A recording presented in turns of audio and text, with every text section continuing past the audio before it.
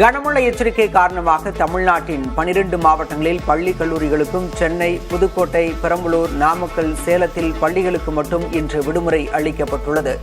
அதன்படி திருவள்ளூர், ராணிப்பேட்டை, செங்கல்பட்டு, காஞ்சிபுரம், விழுப்புரம், கடலூர், திருவாரூர், கள்ளக்குறிச்சி, மயிலாடுதுறை, தஞ்சாவூர், திருச்சி, சிவகங்கையில் பள்ளி கல்லூரிகளுக்கு விடுமுறை அறிவிக்கப்பட்டுள்ளது. புதுச்சேரி, காரைக்காலிலும் கனமழை காரணமாக விடுமுறை அறிவிக்கப்பட்டுள்ளது.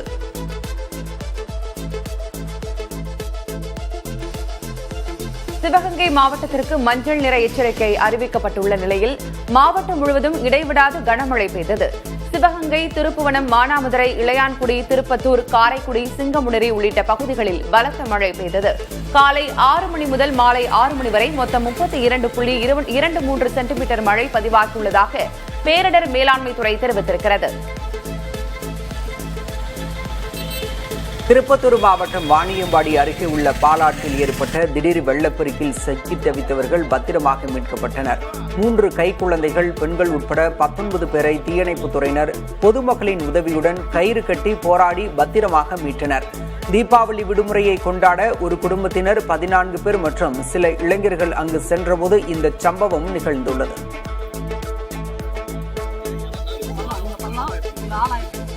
வைகை அணையிலிருந்து வினாடிக்கு 3630 கன அடி உபரிநீர் திறக்கப்படுவதால் தரைப்பாலத்தை மூழ்கடித்தபடி வெள்ளம் சீறிப்பாய்கிறது. தேனி மாவட்டம் மேற்கு தொடர்ச்சி மலைப்பகுதிகளில் நீர்பிடிப்பு பகுதிகளில் தொடர்ந்து கனமழை பெய்ததால் வைகை அணை 71 அடி முழு கொள்ளளவை எட்டியது. இதையடுத்து வினாடிக்கு 3630 கன அடி தண்ணீர் அணையிலிருந்து உபரி நீராக வெளியேற்றப்படுகிறது.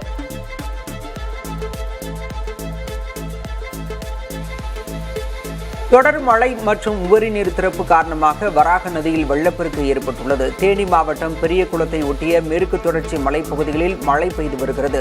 சோத்துப்பாறை, கும்பக்கரை, கல்லாறு வனப்பகுதிகளில் பெய்து வரும் கனமழையால் சோத்துப்பாறை அணை நிரம்பி உபரி நீர் வெளியேற்றப்படுகிறது. இதனால் பெரியகுளம் வழியாக ஓடும் வராக நதியில் வெள்ளப்பெருக்கு ஏற்பட்டுள்ளது. ஆற்றங்கரையோர பகுதிகளுக்கு ஒலிபெருக்கி மூலம் எச்சரிக்கை விடுக்கப்பட்டுள்ளது.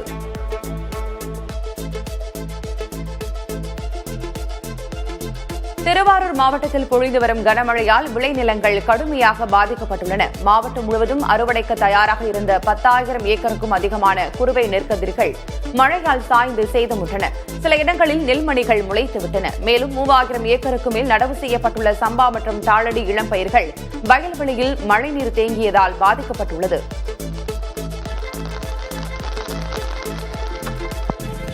2023ஆம் ஆண்டு மழை வெள்ளத்தால் சேதமடைந்த ஏரல் தாமிரபரணி ஆற்றுப்பாலம் சீரமைக்கப்பட்ட 2 மாதத்தில் மீண்டும் சேதமடைந்ததால் போக்குவரத்து நிறுத்தப்பட்டுள்ளது. சேதமடைந்த பாலம் 7 கோடி ரூபாய் மதிப்பீட்டில் சீரமைக்கப்பட்டு 2 மாதத்திற்கு முன்பு போக்குவரத்திற்காக திறக்கப்பட்டது. அண்மையில் பெய்த மழையால் ஏரல் உயர்மட்ட பாலத்தில் 1 அடிக்கு பள்ளம் ஏற்பட்டுள்ளது.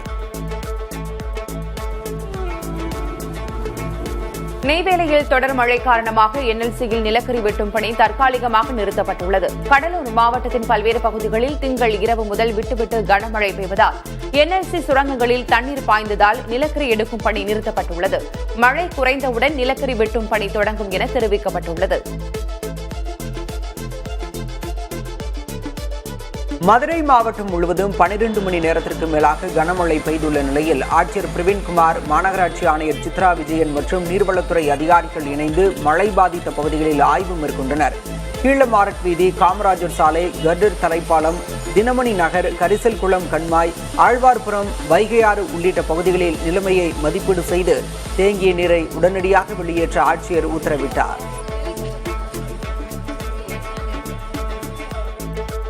கடலூர் நகரம் முழுவதும் பெய்த கனமழை காரணமாக பேருந்து நிலையம் அருகே உள்ள ரயில்வே சுரங்கப்பாதை முழுவதும் மழைநீர் சூழ்ந்தது. இதனால் அந்த வழியாக சென்ற பல வாகனங்கள் பழுதாகி நின்றன. நிலைமை மோசமடைந்ததால் வாகனங்கள் செல்ல தடை விதித்து மாற்று வழிகளில் செல்லுமாறு காவல்துறை அறிவுறுத்தியது. 2 மணி நேரத்திற்கு மேலாக மழை தொடர்ந்து பெய்ததால் நகரத்தின் பல சாலைகள் நீரில் மூழ்கின. சென்னையில் பெய்த கனமழையால் பூந்தமல்லி நுழைவு வாயிலில் உள்ள மேம்பாலம் நீச்சல் குளம் போல மாறியுள்ளது. மழை நின்றும் பாலத்தின் மீது 2 அடி உயரம் வரை மழைநீர் தேங்கி வாகன ஓட்டிகள் கடும் சிரமத்துடன் ஊர்ந்து சென்றனர். தீபாவளி விடுமுறையிலிருந்து ஊர் திரும்பிய பயணிகள் மேம்பாலத்தில் தேங்கிய நீரால் நெரிசலில் சிக்கினர். பல வாகனங்கள் மெதுவாக நகர்ந்ததால் போக்குவரத்து நீண்ட நேரம் முடங்கியது.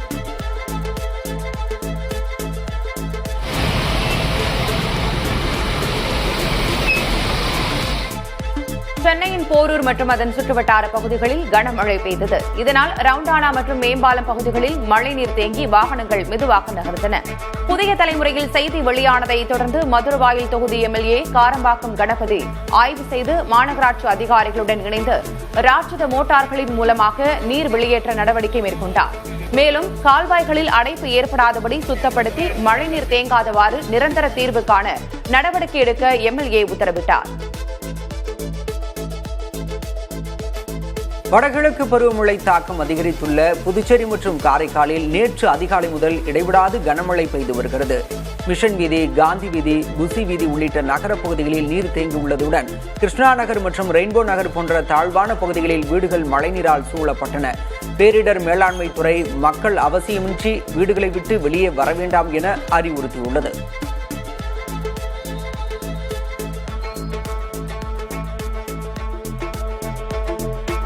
புதுச்சேரியில் தொடரும் கனமழையால் 200 ஏக்கர் நெற்பயிர்கள் மழைநீரில் மூழ்கியுள்ளதால் விவசாயிகள் வேதனை அடைந்தனர். 2 நாட்களாக கனமழை பெய்து வரும் நிலையில் அங்குள்ள கரிக்கலாம்பாக்கம் பகுதியில் சுமார் 200 ஏக்கர் நெற்பயிர்கள் மழைநீரில் மூழ்கின.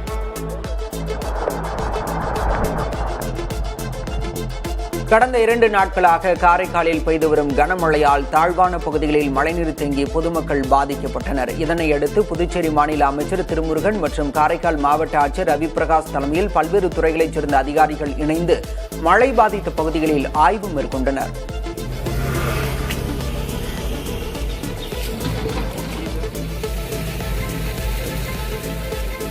தமிழ்நாட்டில் இன்று 4 மாவட்டங்களுக்கு அதி கனமழைக்கான ரெட் அலர்ட் விடுக்கப்பட்டுள்ளது. விழுப்புரம், செங்கல்பட்டு, கடலூர், மயிலாடுதுறை ஆகிய மாவட்டங்களுக்கு அதி கனமழைக்கான ரெட் அலர்ட் விடுக்கப்பட்டுள்ளது.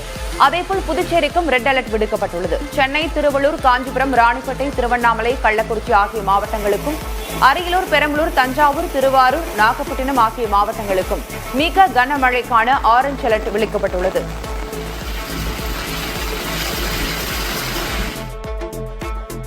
மழையால் பாதிப்பு ஏற்பட்டால் மக்கள் தங்குவதற்காக முகாம்களை தயார் நிலையில் வைத்திருக்க முதல்வர் மு.க.ஸ்டாலின் உத்தரவிட்டுள்ளார். கனமழை முன்னேற்பாடு நடவடிக்கைகள் குறித்து முதல்வர் காணொலி வாயிலாக ஆய்வு மேற்கொண்டார். இக்கூட்டத்தில் முகாம்களை தயார் நிலையில் வைக்கவும், மக்களுக்கு வழங்கிட உணவு, குடிநீர், மருத்துவ வசதிகளை ஏற்பாடு செய்திடவும் முதல்வர் அறிவுறுத்தினார்.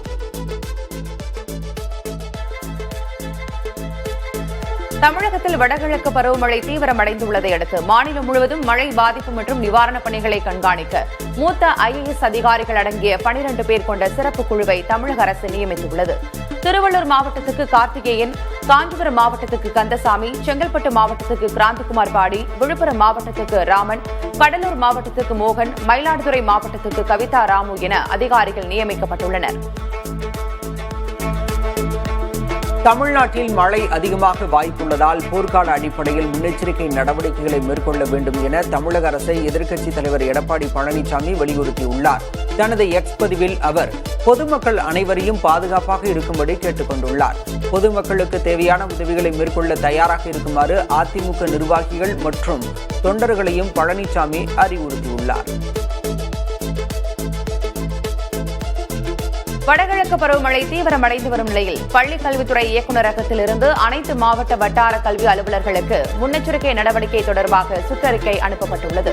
அதில் பள்ளி வளாகத்தில் உள்ள கட்டடங்களை ஆய்வு செய்து சுவர்கள் அல்லது அருகே வளர்ந்திருக்கக்கூடிய செடி கொடிகள், புதர்களை வேரோடு அகற்ற அறிவுறுத்தப்பட்டுள்ளது.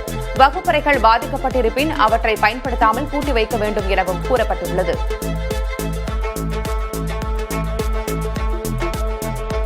பருவமழை தீவிரமடைந்துள்ள நிலையில் சென்னையில் முன்னெச்சரிக்கை நடவடிக்கைகள் தீவிரப்படுத்தப்பட்டுள்ளன. 15 மண்டலங்களுக்கு நியமிக்கப்பட்டுள்ள IAS அதிகாரிகள் தத்தமது மண்டலங்களுக்கு விரைய உத்தரவிடப்பட்டுள்ளது.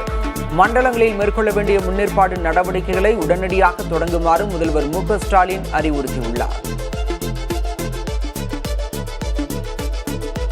தமிழ்நாட்டின் பல்வேறு பகுதிகளில் கனமழை பெய்து வருவதாலும் கனமழை எச்சரிக்கை விடுக்கப்பட்டுள்ளதாலும் முதலமைச்சர் மு.க.ஸ்டாலினின் தென்காசி பயணம் ஒத்திவைக்கப்பட்டுள்ளது. அக்டோபர் 24 மற்றும் 25 ஆகிய தேதிகளில் தென்காசி செல்லவிருந்த முதல்வர் அங்கு நலத்திட்டங்களை தொடக்கி வைக்கிருந்தார்.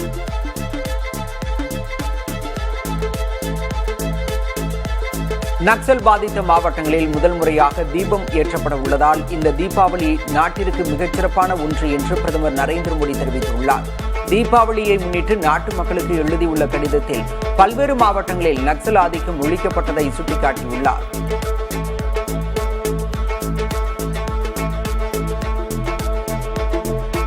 ரஷ்யாவிடமிருந்து எண்ணெய் இறக்குமதி செய்வது தொடர்பான அரசின் விளக்கங்களை அமெரிக்க அதிபர் டிரம்ப் கண்டுகொள்ளவே இல்லை என காங்கிரஸ் கட்சி கூறியுள்ளது. ரஷ்யாவிலிருந்து கச்சா எண்ணெய் இறக்குமதியை குறைக்கப் போவதாக பிரதமர் மோடி தன்னிடம் கூறியதாக டிரம்ப் கடந்த ஒரு வாரத்தில் 3 முறை கூறியுள்ளதாக காங்கிரஸ் பொதுச் செயலர் ஜெய்ராம் ரமேஷ் பதிவிட்டுள்ளார்.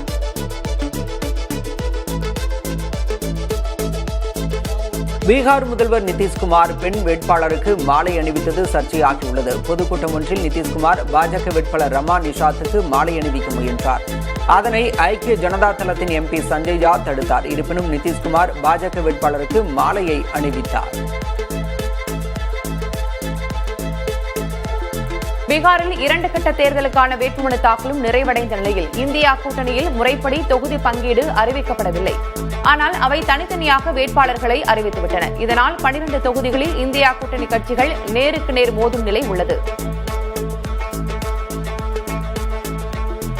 பீகார் மாநிலம் சசாரம் சட்டமன்ற தொகுதியில் வேட்புமனு தாக்கல் செய்த சிறிது நேரத்திலேயே ராஷ்டிரிய ஜனதா தளம் வேட்பாளர் சத்யேந்திர சா கைது செய்யப்பட்டார். இவர் மீது ஜார்க்கண்ட் மாநிலத்தின் கர்வா மாவட்டத்தில் 2004ஆம் ஆண்டில் பதிவு செய்யப்பட்ட வங்கிக் கொள்ளை வழக்கில் பிடியாணை நிலுவையில் இருந்ததாக அம்மாநில காவல்துறை தெரிவித்துள்ளது. மத்திய அரசின் PM ஸ்ரீ திட்டத்தில் சேர கேரள அரசு முடிவு செய்துள்ளது மூலம் மார்க்சிஸ்டுக்கும் பாஜகவுக்கும் இடையே உள்ள ரகசிய கூட்டணி வெளிச்சத்திற்கு வந்துவிட்டதாக காங்கிரஸ் தெரிவித்திருக்கிறது. பாஜகவிடமிருந்து சில ஆதாயங்களை அடையவே பினராயி விஜயன் அரசு இம்முடிவை எடுத்துள்ளது என கேரள மாநில காங்கிரஸ் கமிட்டி தலைவர் சன்னி ஜோசப் கூறியுள்ளார். சபரிமலை கோயிலில் 4 கிலோ தங்கம் மாயமான விவகாரத்தில் சிறப்பு புலனாய்வு குழு தனது முதற்கட்ட அறிக்கையை கேரள உயர்நீதிமன்றத்தில் சமர்ப்பித்துள்ளது. 6 வாரத்திற்குள் விசாரணையை முடிக்க வேண்டும் என கூறியிருந்த நீதிபதிகள் முதல்கட்ட அறிக்கையை 2 வாரத்திற்குள் தர வேண்டும் என கூறியிருந்தனர். இது தொடர்பாக 2 வழக்குகளை பதிவு செய்து சிறப்பு புலனாய்வு குழு விசாரித்து வருகிறது.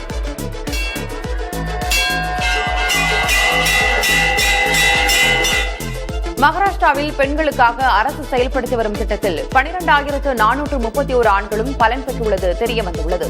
மாதம் 2.5 லட்சம் ரூபாய்க்கு கீழ் வருவாய் ஈட்டும் குடும்பங்களில் உள்ள 21 வயது முதல் 65 வயது உள்ள பெண்களுக்கு மாதம் 1,500 ரூபாய் தரும் திட்டத்தை மாநில அரசு செயல்படுத்தி வருகிறது. உத்தரப்பிரதேசத்தில் சுங்கச்சாவடி ஊழியர்கள் தங்களுக்கு மிக குறைவான தீபாவளி போனஸ் மட்டுமே கொடுத்ததால் வாகனங்களை கட்டணம் வாங்காமல் அனுமதித்து நிர்வாகத்திற்கு பதிலடி கொடுத்தனர். ஆக்ரா லக்னோ நெடுஞ்சாலையில் ஃபத்தேகாபாத் பகுதியில் சுங்கச்சாவடி உள்ளது. இங்குள்ள 21 தொழிலாளர்கள் தங்களுக்கு 1,100 ரூபாய் மட்டுமே தீபாவளி போனஸ் தந்ததால் கடுமையான அதிருப்தியில் சுங்கச்சாவடியின் அனைத்து கதவுகளையும் திறந்துவிட்டனர். உத்தரப்பிரதேச மாநிலம் லக்னோவில் காரின் மேற்கூரையில் வைத்து பட்டாசு வெடித்த நபர்களால் பொதுமக்கள் பீதியடைந்தனர். தீபாவளி பண்டிகையின் போது லக்னோவின் சாலையில் காரை ஓட்டியபடியே சில மர்ம நபர்கள் காரின் மேற்கூரையில் வைத்து தொடர்ந்து வெடிக்கும் வானவெடியை வெடிக்கச் செய்தனர். சாலையில் சென்று கொண்டிருந்த மக்கள் பதறியடித்த நிலையில் அதை வீடியோ எடுத்து மகிழ்ந்தனர்.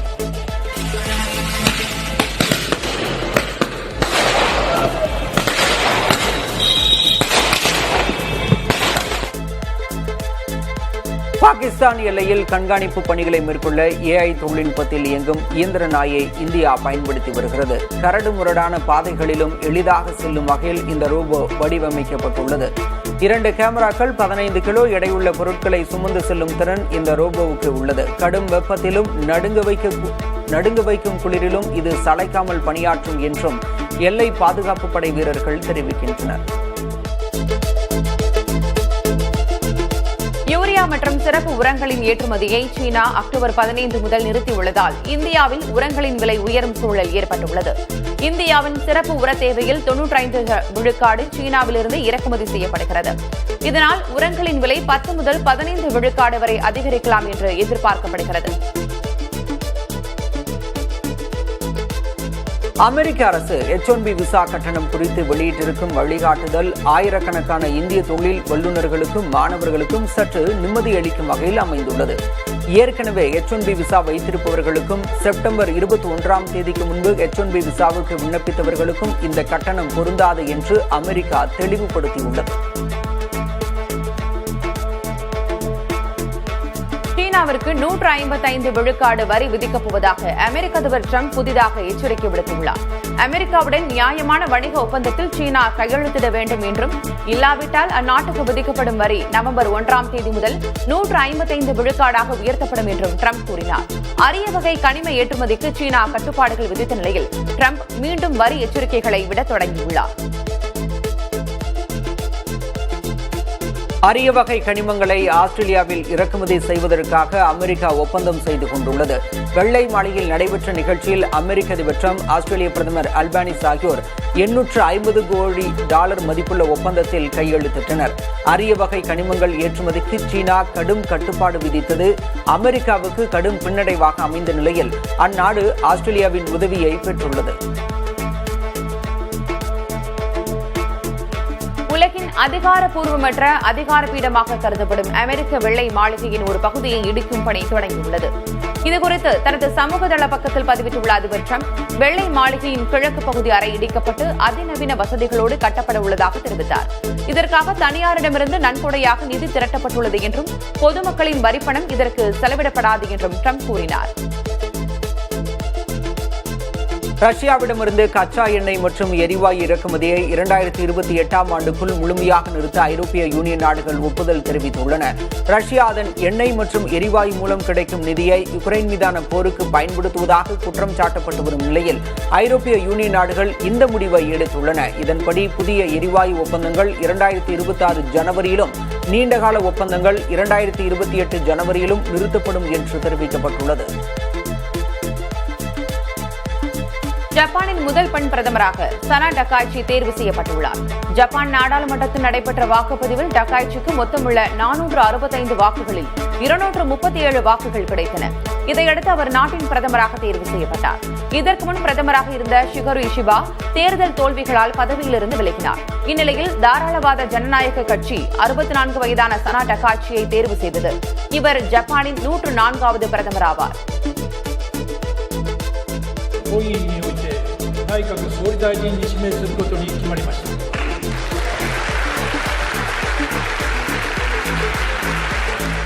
ஜப்பானின் புதிய பிரதமராக தேர்வு செய்யப்பட்டுள்ள சனா டக்காய்ச்சிக்கு பிரதமர் மோடி வாழ்த்து தெரிவித்துள்ளார்.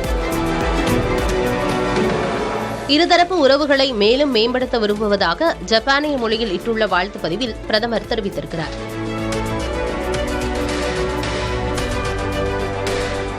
இஸ்ரேல் பிரதமர் நெத்தன்யாகுவுக்கு பிரதமர் மோடி பிறந்தநாள் வாழ்த்து கூறியுள்ளார். தீபாவளி வாழ்த்து கூறியதற்காகவும் பிரதமர் மோடி அவருக்கு நன்றி தெரிவித்துள்ளார். பிரான்ஸ் நாட்டின் முன்னாள் அதிபர் நிக்கோலஸ் சர்கோசி சிறைவாசத்தை தொடங்கியுள்ளார். 2007இல் தேர்தல் பிரச்சாரத்திற்கு லிபியா நாட்டிலிருந்து முறைகேடான வழியில் நிதி பெற்ற விவகாரத்தில் சர்கோசிக்கு பாரிஸ் நீதிமன்றம் 5 ஆண்டுகள் சிறை தண்டனை விதித்தது. இந்நிலையில் அவரது சிறை தண்டனை காலம் இன்று முதல் தொடங்கியுள்ளது. பிரான்ஸ் தலைநகர் பாரிஸுக்கு அருகே வீசிய பலத்த சூறாவளி பெரும் சேதத்தை ஏற்படுத்தியுள்ளது. இதில் ஒருவர் உயிரிழந்தார், மேலும் 10 நபர்கள் காயமடைந்தனர். அதில் 4வரின் நிலைமை கவலைக்கிடமாக உள்ளது. கட்டுமான கிரேன்கள் சரிந்து விழுந்ததில் மருத்துவமனை மற்றும் வீடுகள் சேதமடைந்தன. சூறாவளியால் 1000க்கும் மேற்பட்ட வீடுகளில் மின்சாரம் துண்டிக்கப்பட்டு மக்கள் பாதுகாப்பாக வெளியேற்றப்பட்டுள்ளனர்.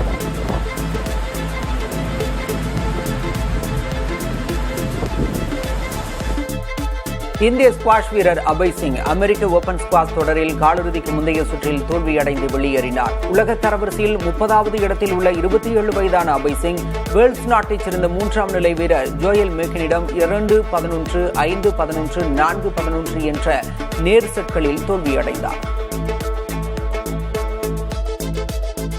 ஆஸ்திரேலிய மகளிர் கிரிக்கெட் அணியின் கேப்டன் அலிசா ஹீலி காலில் ஏற்பட்ட காயம் காரணமாக இங்கிலாந்துக்கு எதிரான உலகக்கோப்பை போட்டியில் விளையாட மாட்டார் என அறிவிக்கப்பட்டுள்ளது. தொடரில் 2 சதங்கள் அடித்து அதிக ரன்கள் எடுத்த வீராங்கனையான ஹீலி விளையாடாமல் இருப்பது அந்த அணிக்கு பின்னடைவாக உள்ளது. துணை கேப்டன் தஹ்லியா மக்ராத் அணிக்கு தலைமையேற்க பெத் மூனி விக்கெட் கீப்பிங் பணிகளை கவனிப்பார். ஆஸ்திரேலியாவுக்கு எதிரான ஒருநாள் தொடரில் விராட் கோலி, ரோஹித் சர்மா எப்படி விளையாடப் போகிறார்கள் என்பதே அவர்களது எதிர்காலத்தை தீர்மானிக்கும் என முன்னாள் வீரர் ரிக்கி பாண்டிங் தெரிவித்திருக்கிறார். 2027 உலகக்கோப்பை வரை இந்திய அணியில் நீடிப்பதை ஆஸ்திரேலிய தொடர் தீர்மானிக்கும் என்றும் அவர் கூறியுள்ளார். இங்கிலாந்து தொடரின் போது ஏற்பட்ட கால் முறிவிலிருந்து முழுமையாக குணமடைந்த wicket keeper batsman Rishabh Pant அடுத்த இலக்கை நோக்கி நகர உள்ளார். தென்னாப்பிரிக்க ஏ அணிக்கு எதிரான 4 நாள் டெஸ்ட் தொடருக்கான இந்திய ஏ அணிக்கு தலைவராக அவர் நியமிக்கப்பட்டுள்ளார். அக்டோபர் 30ஆம் தேதி பெங்களூருவில் தொடங்கும் இந்த 2 போட்டிகள் கொண்ட தொடரில் பந்த், KL ராகுல், முகமது சிராஜ் போன்ற வீரர்களுடன் களமிறங்குகிறார். வங்கதேச மேற்கிந்திய தீவுகள் அணிகளுக்கு இடையேயான 2வது ஒருநாள் போட்டியில் வரலாற்றிலேயே இதுவரை நடந்திராத சம்பவம் அரங்கேறியுள்ளது. தாகாவில் நடைபெற்ற ஒருநாள் கிரிக்கெட் போட்டியில் 50 ஓவர்களையும் சுழற்பந்து வீச்சாளர்கள் மூலமாகவே வீசி முடித்தது மேற்கிந்திய தீவுகள் அணி. சுழற்பந்து வீச்சுக்கு சாதகமான ஆடுகளம் என்பதால் ராஸ்டன் சேஸ், அகில் ஹுசைன், கரிபைரி, கூடகேஸ் மோதி, அத்தனாஸ் என 5 சுழற்பந்து வீச்சாளர்களை மேற்கிந்திய தீவுகள் அணி பயன்படுத்தியது. இந்த துணிச்சலான உத்தியால் வங்கதேசத்தை 213 ரன்களுக்குள் கட்டுப்படுத்த முடிந்தது. பாகிஸ்தான் கிரிக்கெட் வாரியம் இடது கை வேகப்பந்து வீச்சாளர் ஷாகின் ஷா அப்ரிடியை ஒருநாள் போட்டிக்கு புதிய கேப்டனாக நியமித்துள்ளது. அடுத்த மாதம் தென்னாப்பிரிக்காவுக்கு எதிரான 3 போட்டிகள் கொண்ட ஒருநாள் தொடரில் அவர் அணியை வழிநடத்துவார். ஷாகின் அப்ரிதி முகமது ரிஸ்வானுக்கு பதிலாக நியமிக்கப்பட்டுள்ளார். கடந்த 2 ஆண்டுகளில் பாகிஸ்தான் கிரிக்கெட் வாரியம் பயிற்சியாளர்கள் மற்றும் கேப்டன்களை அடிக்கடி மாற்றி வருகிறது.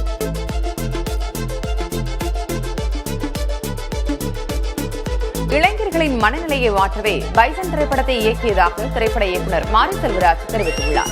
திருநெல்வேலியில் பைசன் திரைப்படம் வெளியான திரையரங்கிற்கு படத்தின் நாயகன் குரு விக்ரம், நாயகிகள் அனுபமா பரமேஸ்வரன், ரெஜிஷா விஜயன், இயக்குநர் மாரி செல்வராஜ் உள்ளிட்டோர் வந்திருந்தனர். ரசிகர்களை சந்தித்த அவர்கள் பின்னர் செய்தியாளர்களிடம் பேசினர். அப்போது தனது வாழ்வில் சந்தித்த பிரச்சனைகளையும் வலிகளையும் படமாக எடுப்பதாக மாரி செல்வராஜ் கூறினார்.